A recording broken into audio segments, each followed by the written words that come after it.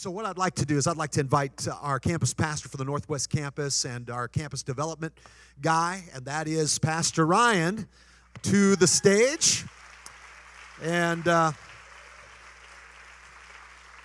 he's going to help us kind of talk about the next couple pieces. And so with that, the question came when we made the decision, okay, at the beginning of this year, actually just before the beginning of this year, what area are we looking at? What do we believe what area is God calling us to? Through a lot of prayer, through a lot of thinking about it, a lot of talk, the Lord really set that in our heart that we really needed to look at the northwest area of Olathe. And that would include southern Lenexa and, I don't know, Cedar Creek and kind of Kill Creek and I don't know, Union Blitz Creek or whatever's over there. Just we want to reach that entire area. You know, could influence going towards Lawrence and so on and so forth. So that's kind of where we were thinking, and that's what we started praying about, and this is where we felt the Lord begin to lead us. So you want to kind of share any more on that? When we were looking for the areas that we would go to, we actually highlighted 5 areas, and this area seemed to be the most promising. It's within Olathe, where we already are established. But what we've been finding, we started tracking how far people are driving to come to our church. And we found that a lot of people drive upwards of 22 minutes to an hour away to come to our church. All right, so I want to ask a question. How many are here and you drive more than 30 minutes to get to church? Like this. Look at these hands. All right, wait a second. So, real quickly, tell them where you come from. Harrisonville. Where? Ottawa. Lee Summit. Raymore. East of the Triangle. God bless you. I'm sorry? Paola. Gardner. It's more than 30 minutes away? Were you taking the cow trails?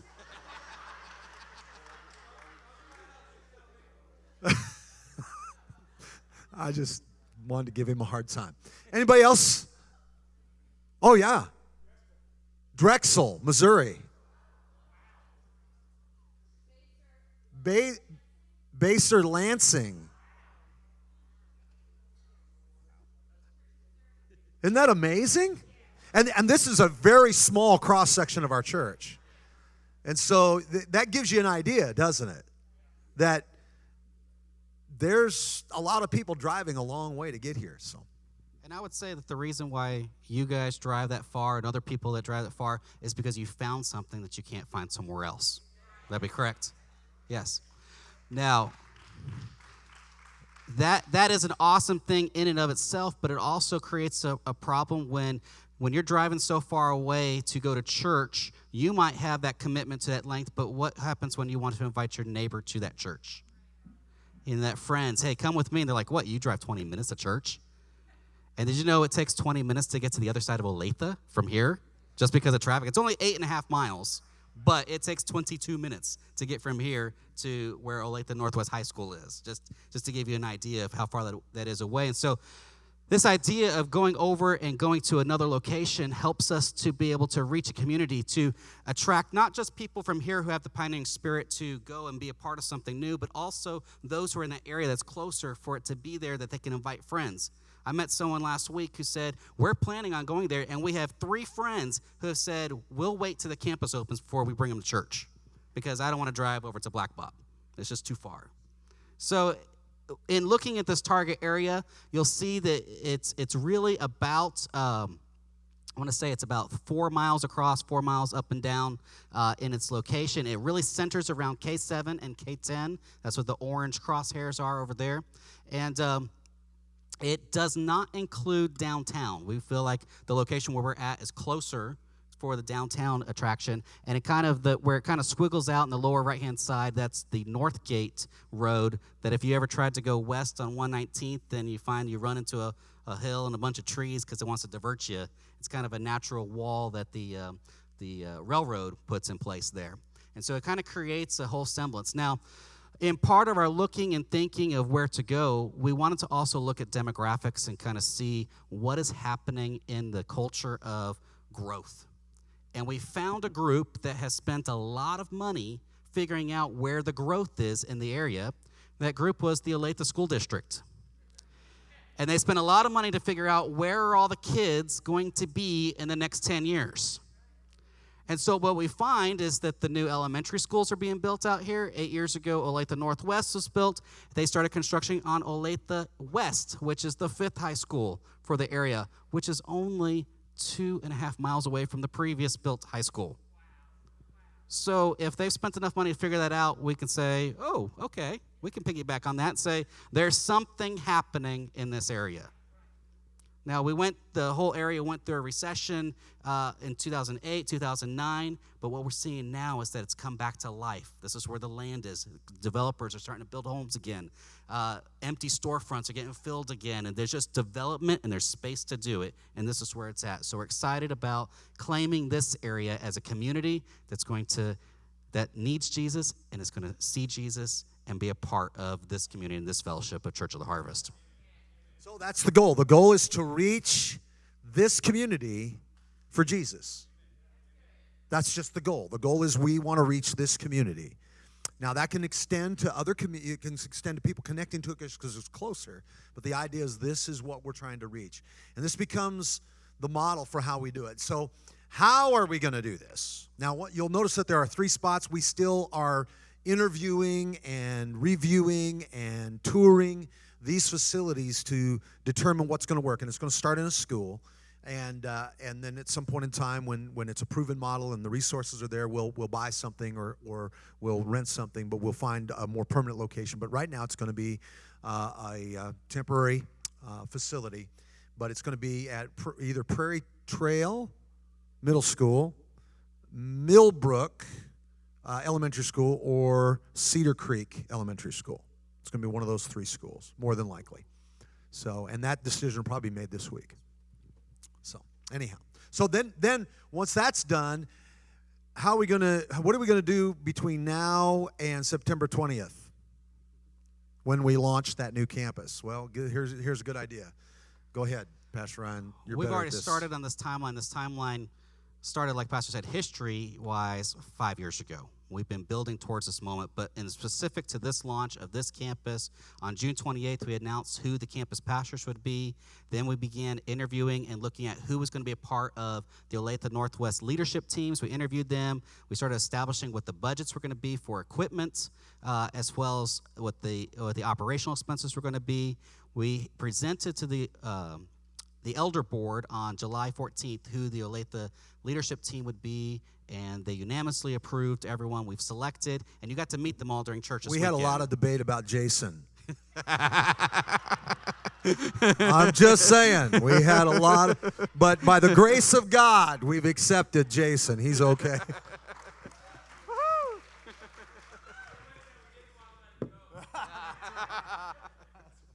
There you go.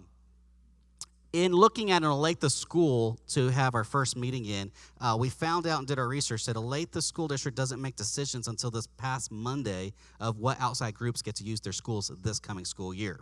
We got permission to put our application in early, and we put it in, but that's why we have not nailed down a date, but this shows on the timeline that we're trying to secure the meeting place. We'd hope to be able to say that by tonight, but we hope to be able to say it now by next week, and we think it actually is going to happen by next week.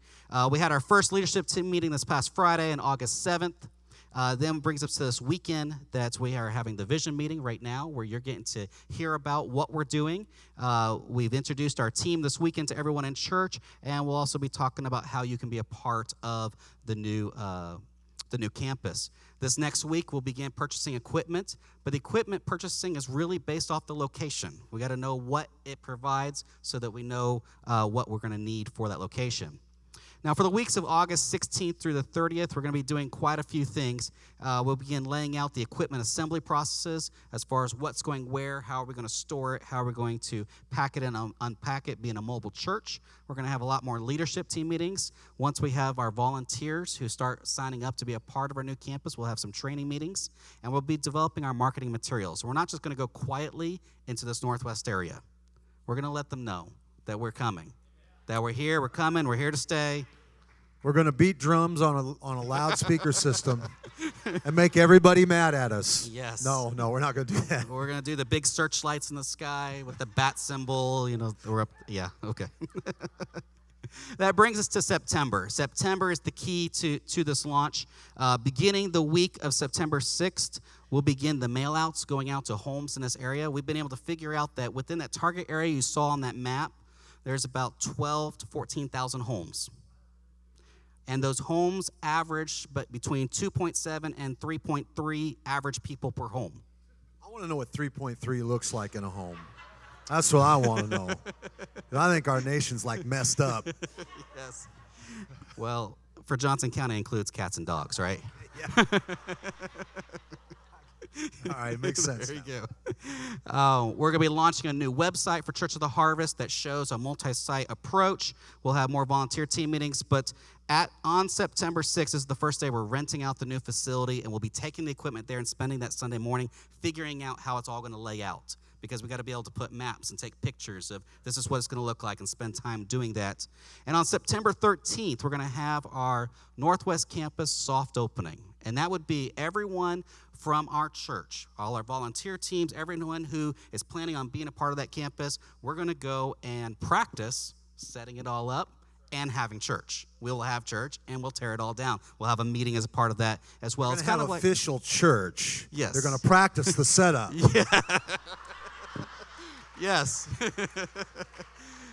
It's very much like a restaurant opening where at first you open up without the public knowing you're open, but you need to practice all your processes and how things work. And our grand opening is going to be on Sunday, September 20th, and that will be the date that all the marketing and everything for the community points forward. So we should see an increase in growth between the 13th and the 20th attendance. That's what we're planning on. Big jump. Yeah, we're excited about that. So when this list gives you a sense of timeline up to that point in time. So then the question is, what's the church look like?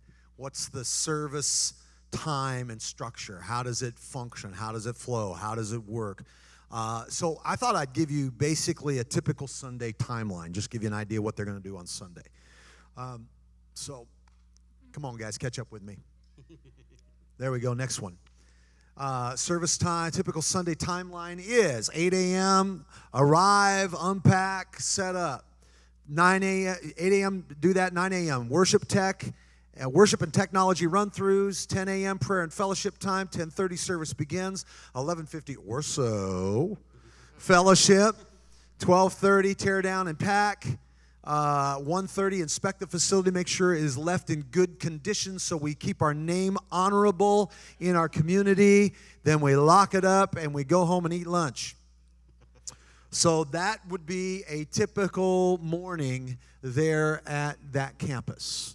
Now, once again, these are all projections. We've done this before. It worked all right for us. We did it. It looks something like this. They'll get it honed out. They'll get it figured out as they move through it. But that gives us a good sense of what that weekend would look like. So what does the service look like? What does the Northwest Campus look like when you go in there and you have church?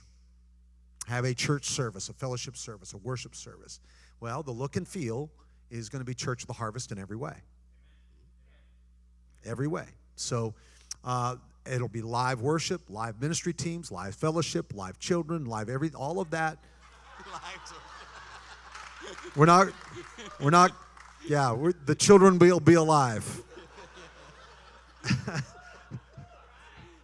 Live children and youth ministry, thank you very much. The decor will look very much like the decor here. We'll bring in elements that will give it the flavor and the feel. The technologies will be the same. Now, it won't be this grand, obviously. It won't have this kind of magnitude to it, but it will carry the DNA of the church. Most importantly, it will be our people. That's the most important piece of that, because our people is really what the church is. And so that's really what it's going to look and feel like. The only thing that will not be live will be the preaching, generally speaking. Now, we're going to try to develop what we call a 75-25 model. What that simply means is 75% of the time these are our goals. It could be 4 to 6 weeks, but the point is, this is our goals, is the campus will be functioning off of a video preaching, but the worship team, the campus host, everything else is live. Everything else works and functions that way. And we're going to set it up in such a way that it is going to feel very accommodating, and it's not going to feel like you're just watching a screen. Because I know I've had that because I'm over 50, and so I don't think in these terms. The younger generation doesn't have any issue with it. But that also means that 25% of the time it will be live. So that means 25% of the time here, you get to look at a screen. And as a whole, yeah, nobody's clapping on that one. Yay, pastor's away. Nobody came to church today. But that's the basic paradigm that we're going to try to institute and work. We believe that if we do it understanding we're building the church, and that the word is going to be significant, everything else is going to be the same touch points, the same connect points, the same power, same release of the presence of God, same release of the purpose of God within that community, within that culture, is going to be critical. And, so that's going to be how it's going to work. Now, that is most going to affect the second service on Sunday here, as it relates to live. So I'll be here Saturday night live for sure. Sunday morning, first service probably will be live. Can't always guarantee it'll be that way, but that's the whole idea behind it. And once again, we're going to try to roll that out every month to 6 weeks, just in that frame, so that that new campus is getting the same encouragement. I can be a lead pastor there as I am here.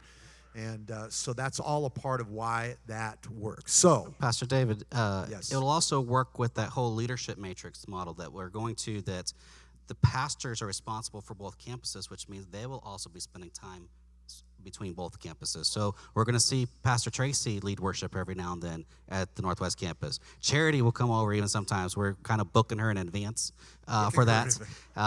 She's high dollar expensive. there. She's expensive. Yes. But what you may not know is that we've been running an experiment since Easter to figure out if God's Holy Spirit can work through technology to bring the word in such a way that when you watch a screen, it can be impacted. Do you know what I'm talking about? The online campus. Who here has seen a service on the online campus? Can God work through a screen?